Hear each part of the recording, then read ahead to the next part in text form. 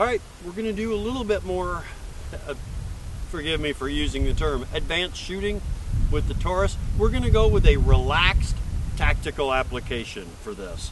We've got 6 rounds in the Taurus TCP 380, and we have 3 targets. So what we're going to do is we're going to put 2 in the torso on the left, 2 in the alien on the right. I believe we'll do headshots on both. And then we will do 2 on the steel in between. So 2, 2, and then 2. Life or death, this is going to be a very fast shooting combination. For video and for safety, and for me being lazy, this will be somewhat slower than live action speed. The Taurus TCP.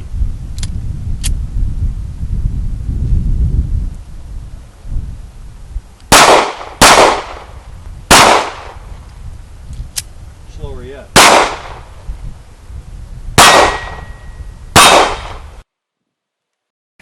Welcome to Allie's obstacle course of doom, except no Allie.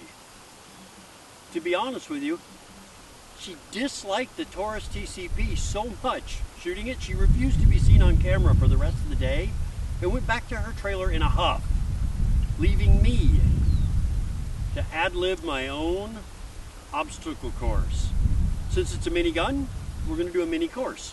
What we have here is we have a tiny sawhorse setup with a milk jug filled with water, not milk, because I don't want to upset dairy farmers by shooting milk jugs. 2 generic grape soda cans, and then dead center in the middle, a can of shaving cream, giving its life for our video. So, the Taurus TCP 380. The targets are low, so I'm actually going to take a knee in honor of Allie. I'll be about the same height as her.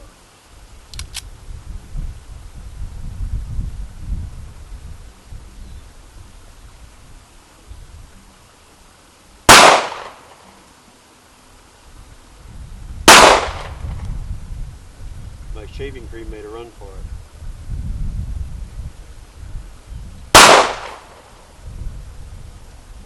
Just for that, we're shooting the water once more.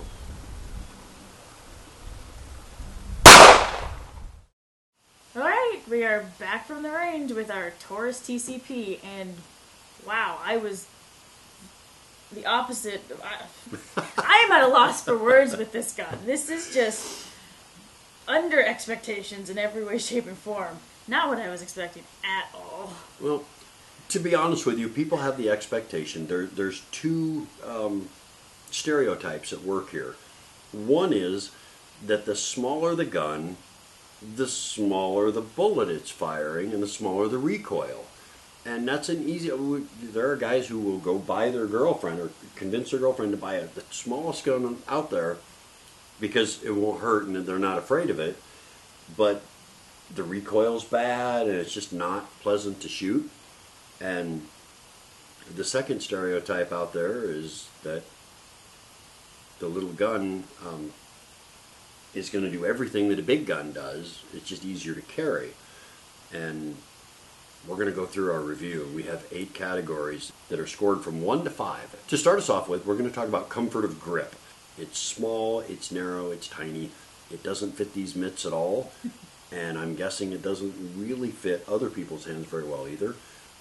I'm giving it a little bit of a pass here because it is a carry gun. I know I said we weren't going to judge it by that, but I'm going to anyway. I'm a hypocrite. I'm going to give it a 2. Still less than average, but I'm not going to give it a 1 because it's still ergonomically shaped.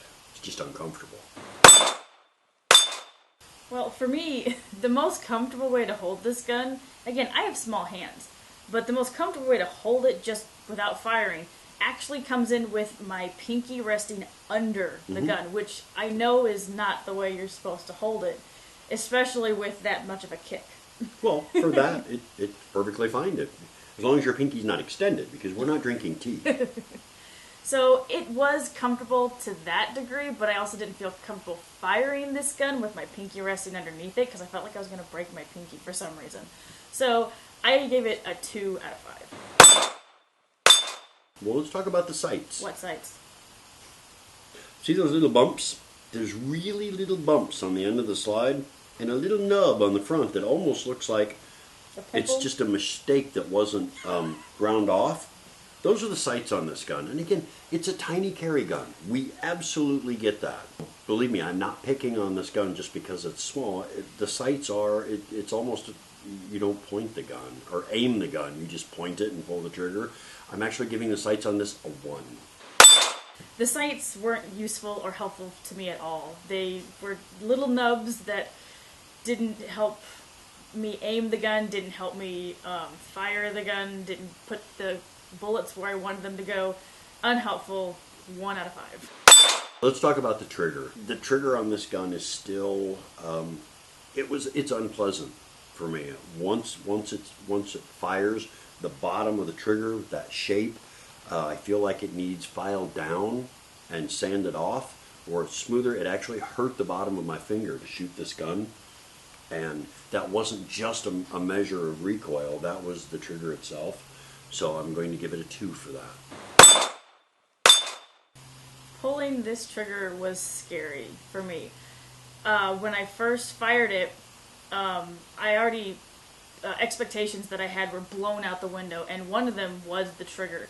I pulled it back and nothing happened. I can understand having a little bit of a delay for safety purposes if you're concealing it, but it felt like way too much. So I gave it a 1 out of 5. Moving on to perceived recoil, this gun hurts my hands, and I am a wimp. I freely admit that, but I'm a 6'7", 250-pound martial arts instructor wimp. This gun was unpleasant to the point that it hurt, and I'm going to give it a 1. When that gun went off in my hands, it was not what I expected. There was a lot more power behind it. I would almost say it's comparable to a 45 in my opinion, if not a little bit more of a kick. Especially with the small gun. It's a tiny gun. Boom. So I really didn't like it, and every time I shot it afterwards, I became less and less confident with the gun and became more afraid of it. So I only gave it a 1 out of 5. For our next category, this is accuracy. This is an accurate little gun. I found that I could put shots on target with much better accuracy and shot placement than I was expecting by a lot. I mean, tight groups for shooting. It doesn't have good sights. It doesn't have good trigger. It's unpleasant to shoot. But when you point at something and pull the trigger, your shot goes right where it needs to. I was actually really, really amazed by that, and almost would consider carrying this just because of how accurate it is for close range. I gave it a 4.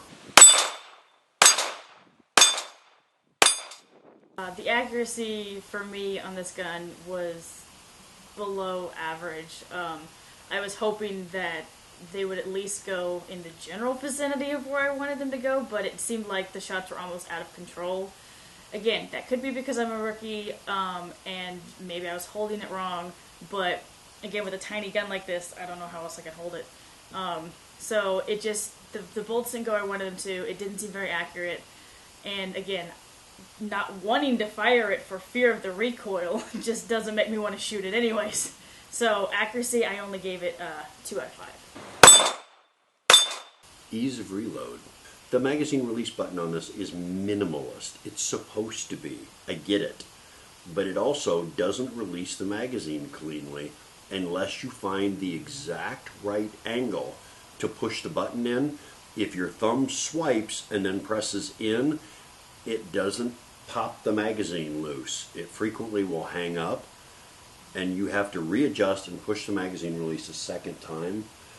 And that's not a function of a small release button. That's a function of a poor design for it to release inside the grips. And for that, I'm going to give it a 2. Due to the fact that I have smaller hands, generally speaking, it was easier for me to, even though the button is hard to find, it was easier for me to drop the magazine. However, it didn't always drop clean. So sometimes, it would drop clean, sometimes it wouldn't. And then putting it back in seemed fine. So I would say it was average for a small carry gun. So it worked fine for me. 3 out of 5. Let's talk about reliability. This gun seems to have some hang-ups that aren't excused just by the number of rounds put through it. This still had, if you saw the first part of the video, twice it actually ejected the spent cartridge, but failed to load the next round. I'm going to give it a 2. I'm not comfortable firing this gun, and I didn't even shoot the second round of Right. because I was like, At least I got to enjoyed shoot it. it. Well, yeah. Finally got to shoot a shaving cream can. Now I know why you keep raiding my medicine cabinet. That was fun. But it just, I wouldn't trust my life to it, so 2 out of 5. Ease of maintenance, cleaning the gun. I'm going to give it a 2 because it's not impossible. There are a couple that I dislike more, but it's definitely below average, more difficult than it needs to be. So 2. I would agree that there are definitely way more difficult guns to take apart out there. This one has less parts, so even though it's difficult with the whole pin over there, there's not as many parts to juggle or be accountable for. So 2 out of 5, I think, is an accurate score. Well, there's not much to add once the subtracting's done, to borrow from a really old song. But let's see what we got for a total. Adding up the bullets on this gun in 8 categories, I gave this gun 16. For me, I only gave it 14. We understand this is an inexpensive gun. The manufactured suggested retail price on this is $355, and the gun shop value, you can usually find versions of this gun for anywhere from $200 to $225. So it is an inexpensive gun that has one purpose, and that's to be able to carry a loaded firearm on your person pretty much no matter what you're wearing. This gun will disappear and allow you to carry it where in an extreme emergency you have firepower. And for that, I'm all for this gun. Do I think it's a really fine example of firearms? No. But it's still a real gun, and it still works.